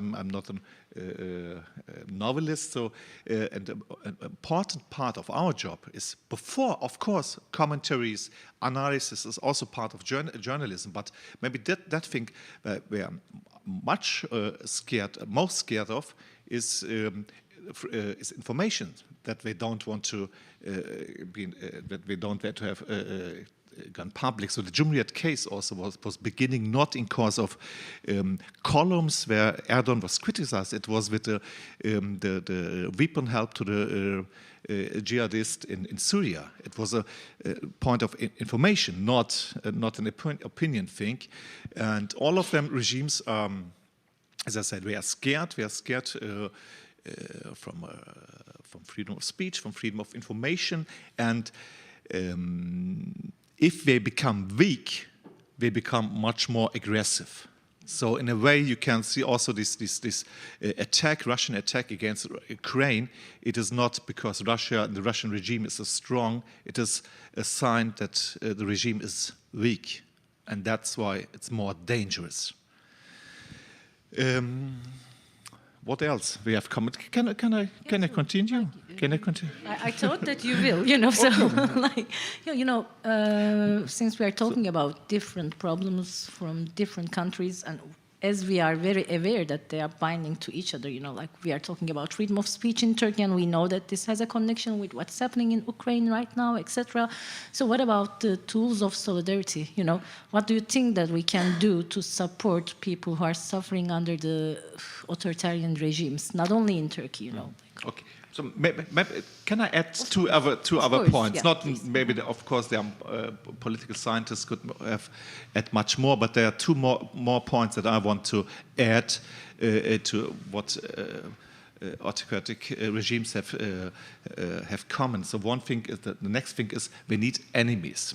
We need enemies inside the country and also outside the country. And this enemy can change. If you, example, look to Turkey, so Erdogan once was making negotiations with the PKK, with the Kurdish, and then he turned to announce a start against the war with Israel and whatever. So these enemies can change. It's not so important if this is the enemy or the other. The Gülen movement was big ally. Now we are the biggest enemy. The nationalist was before there was the enemy. So, but it's not so important who is the enemy. Enemies can change all the time, but we need, of course, enemies inside and outside. And in the extreme way, these can also turn to war as we see now in Russia. So Turkey in the last, Turkey has, it was not so directly like the Russian attack against Ukraine, but in Syria, in Libya, in Armenia. So Turkey is also involved in wars, and I'm scared if this regime let's go more down. So what they will do, because they need enemies to exist. And maybe a last point that's I think it's very interesting to look to the discourse of these regimes. As far as I know, it was the Ugandan dictator Idi Amin in the 70s who was the first one who take the anti-colonial discourse, the anti-racist discourse for defend himself against critics from outside. He was a mass murderer, but he spoke. Downstairs I saw a book from Frantz Fanon, and even Idi Amin, as far as I remember, he could just go to school only for less years, so he was not well educated, but he talks against critics. He talks like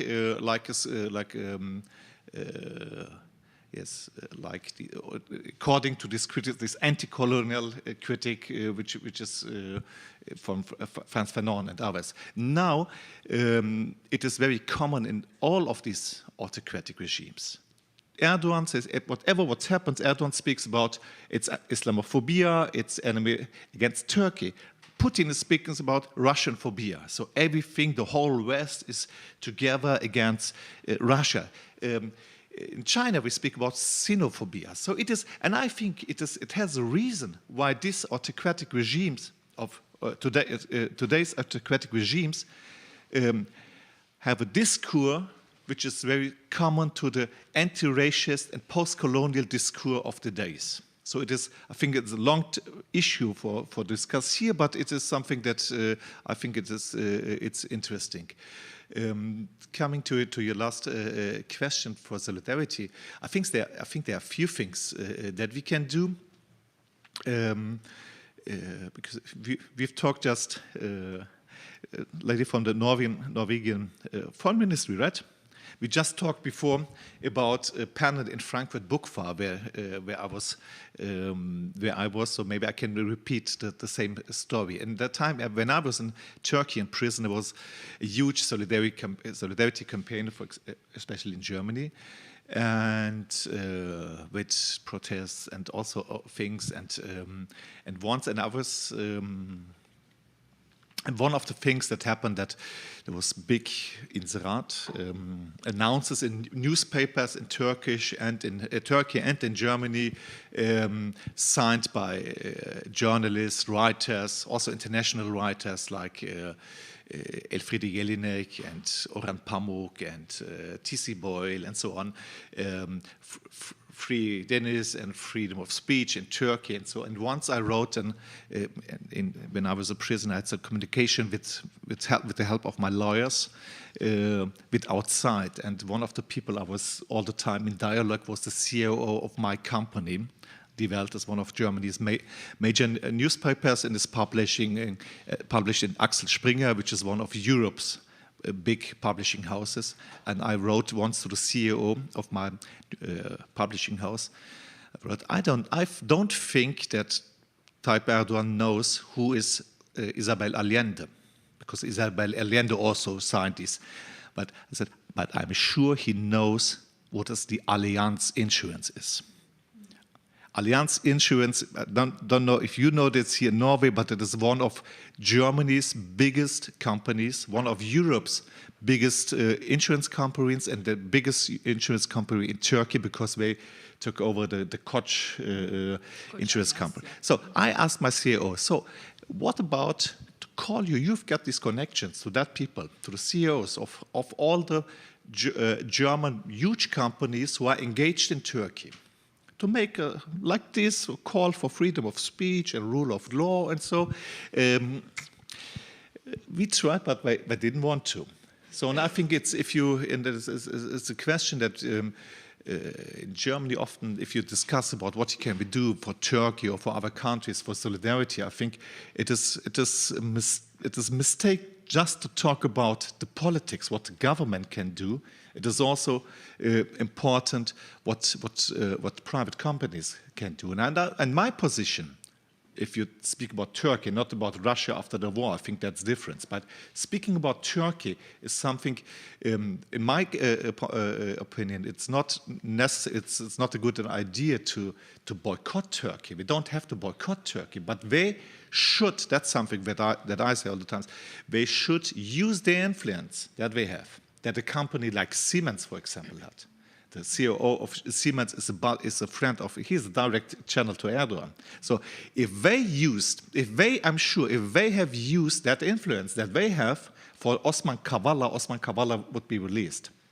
It wouldn't be maybe not enough for Selahattin Demirtas, because it's not, but for Kavala, it would be enough if they use that influence. And I think that's something that I remember often. And the final thing that I want to say, that's to the address of Turkey, because there's this question often people ask from Turkey, what can Europe do? What can the West do? And then I say, we can do something, but the biggest part that is you have to do. We can't, from outside, from Europe, from the West, we can't change Turkish society. So at the end, or Russian or Belarusian or whatever, at the end, Turkish society has to change this. And there are several reasons why still in the poorest parts of Turkey, the poorest part of the neighborhoods in the big cities, they have still the biggest support of Erdogan. And as long as it's like this, at the end, we can't bring a regime change to Turkey. You should not, that's something that I say to Turkish people, you should not expect this from us. And I think the West should not be, to be compliant of, should not, okay, let's stop it. No, thank you. I think, you gave us the chance to give the floor to Berna, because now we will be able to talk about the people who are really fighting in Turkey. We will go to the student movement. We will be able to talk about the feminist and LGBTQ plus movement in Turkey. Berna is the executive director of the Civic Space Studies Association, and besides her current work in there, she has also been active in the field of freedom of speech for years, and she is very engaged with the student movement. They had a lot this year, and we were quite hopeful with the resistance that students organized. So Berna, I think we can start with the Boğaziçi University resistance, and also, maybe we can start with the basic questions. Should we consider these students also as the usual suspects? So. Thank you for the opportunity, and thank you for inviting me here. Yes, definitely we can. There's a huge student struggle and resistance against all kinds of right violations in Turkey right now. It seems like it started with Boğaziçi protests. They started protests against the appointment of trustee rector undemocratically, but it's been more than a year. The protests are going on, and so the trials of the students. It spread all over Turkey. In many cities, students started to protest their trustee rectors and undemocratic practices that prevents indeed academic freedom there. And there are many solidarity groups emerged from those protests. There are numerous cases opened against student activists, but I have to give statistics on this. Last year, 2021, more than 1,000 students are taken into custody, and 13 students are arrested just because of the Boğaziçi protests, during Boğaziçi protests. They are mostly accused of violating the law on demonstrations, but indeed, in reality, in Turkey, it's a constitutional right, and you don't have to get a permission before you go on protest stamping on streets.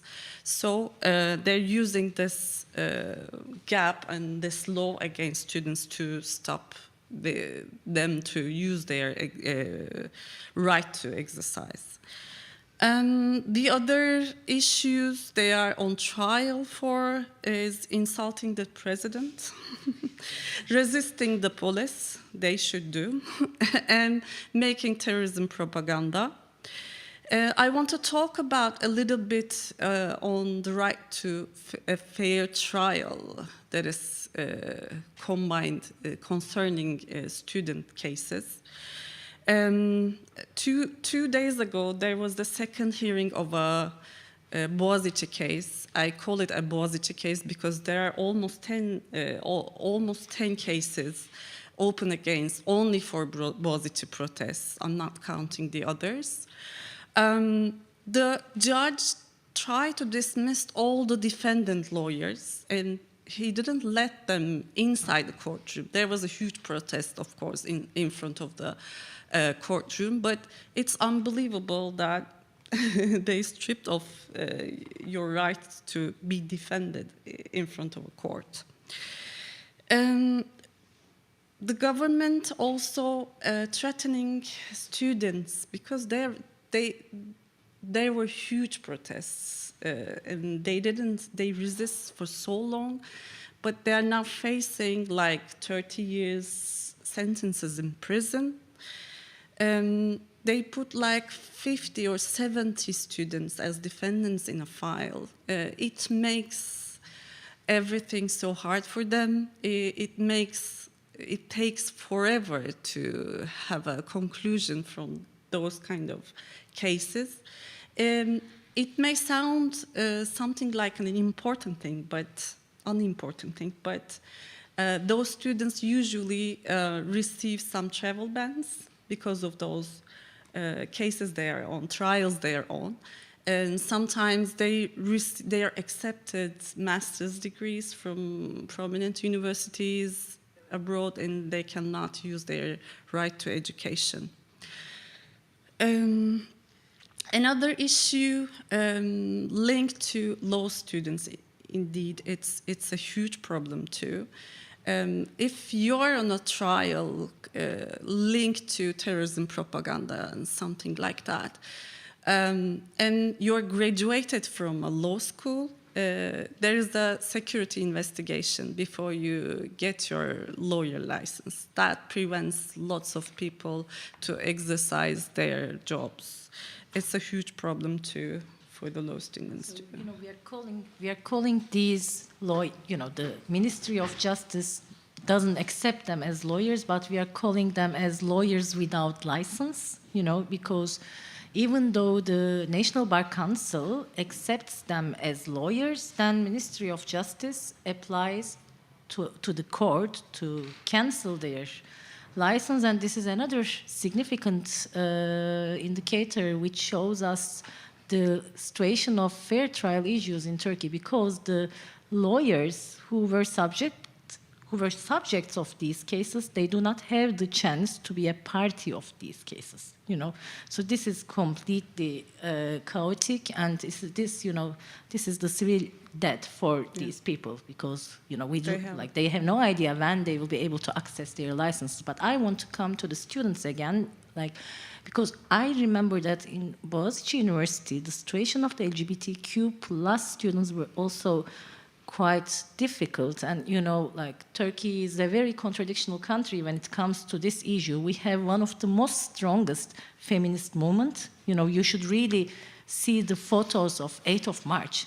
We have I can say this, we have the most amazing demonstrations all over Europe, the most exciting ones. This is one of the reasons why I am quite unhappy that I cannot live in Turkey, But also we know that this country is one of the most unsafe country, the unsafest country all over Europe. And how are they dealing with the situation? So.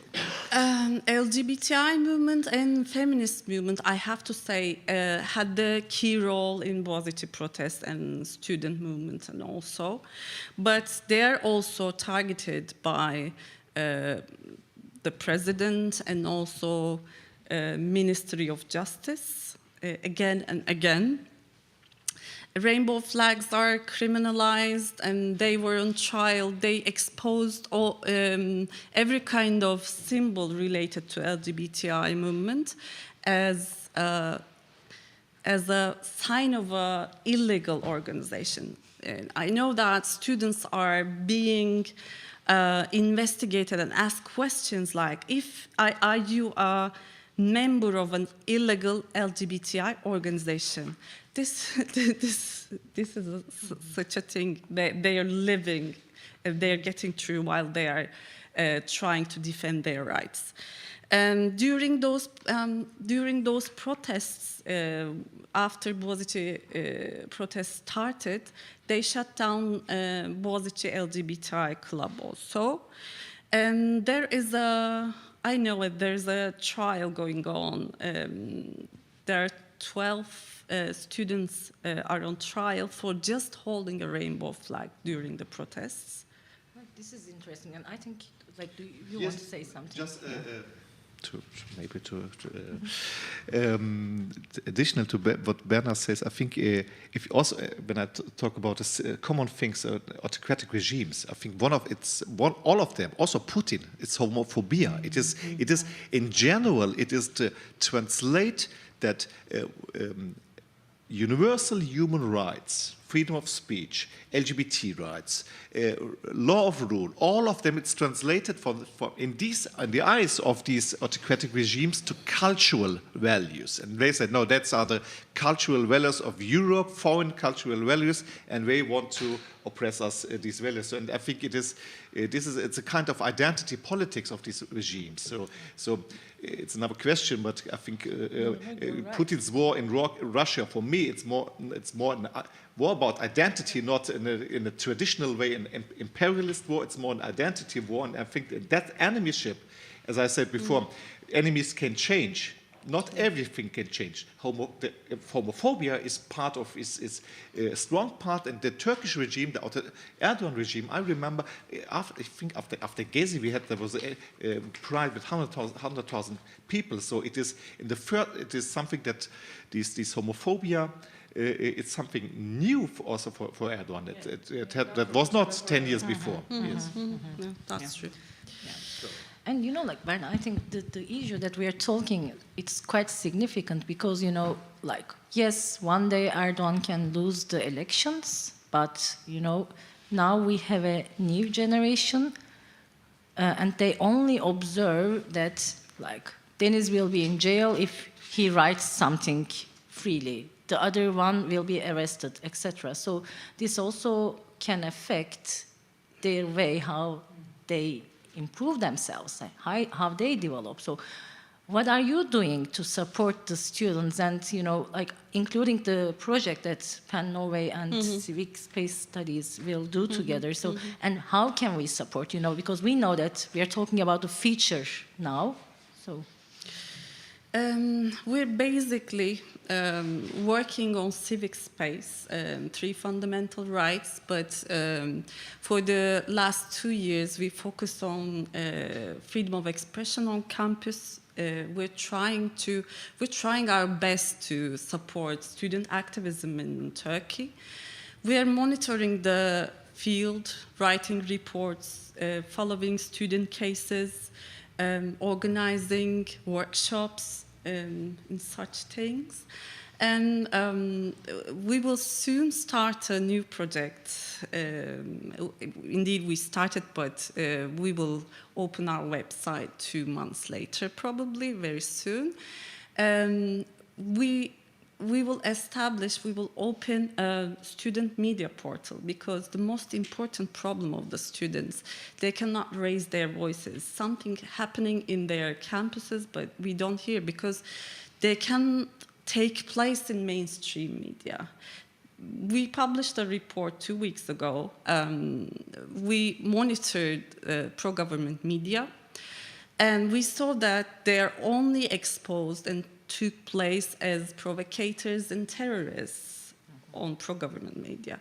So that I think it would be a very good opportunity, both for us and for the students, to hear and listen to and write, to convey their situations in their cities. We will expect around 80 articles from all over Turkey in a year. Every month, a student club will be the editor of the website.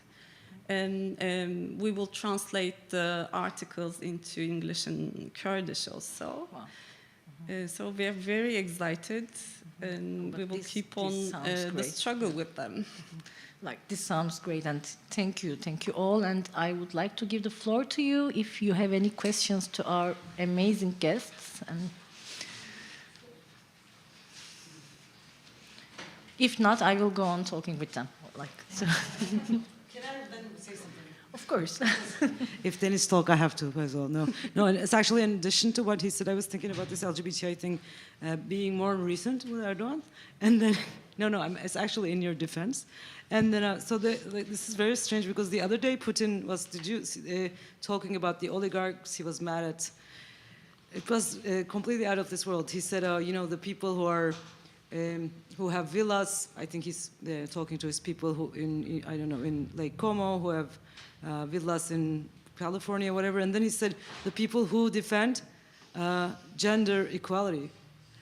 So out of touch, and it's so you're grouping with these because you're the spies of the West, and then the people who defend gender equality. It's actually come to this where from LGBTI to now actually they're actually integral, but to I don't know what is gender equality is like women's movement basically. It was very interesting. So from this autocratic side, and again, like Dennis said, changing enemies, right? This week it's the LGBTI, next week it's women, whatever. But it's always getting worse and worse, and they always have to one-up their own game. So it's actually very scary. Mm-hmm. Yeah. I think Caroline wanted to ask something. Yeah. My quick question was, you need a microphone. Okay, sorry. Thank you. A very, very quick question then, because we have been having a good debates. I've heard that there's no known number, but between 30 and 50,000 students in prison. I mean, is that true, or how many do you think there are? And last statistics we have, the Ministry of Justice announced it's 70,000 of students in prison, but they are not announcing it for 3 years.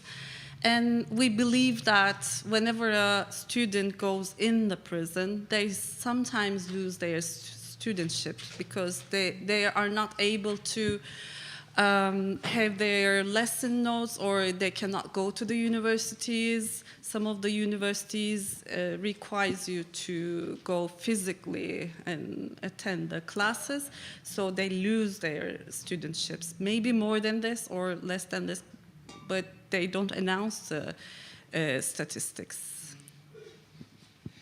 Well, I think if there are no further questions, I think there are not, then I'd just like to thank you all very, very much indeed. And before I do, is there any other closing remarks, Sharon? Like, if you want to add something, yes, you can. No? Well, thank you so much for coming from Turkey and from all over Europe, and thank you for coming to listen today. I think we've had a really profitable day thinking about Turkey, and let's all keep fighting together and join PEN Norway, but let's keep fighting for human rights in Turkey. Thank you very much.